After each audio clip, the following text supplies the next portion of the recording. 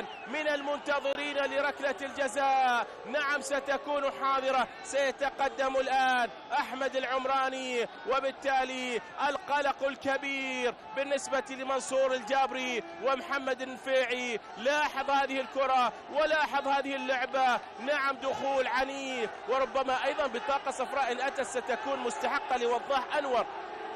لكن هنا لدينا الآن ضربة الجزاء. من سيسددها؟ من سينفذها؟ سيكون في هذه الكرة أحمد العمراني. سجل في مرمى المنتخب المصري، الآن في مرمى المنتخب اليمني. أحمد العمراني على تنفيذ ركلة الجزاء، وبإذن الله في الشباك اليمنية. أحمد العمراني في اللحظة الأخيرة للشوط الأول. أحمد على التنفيذ، العمراني يستعد للتنفيذ. هنا كرة أحمد. الله،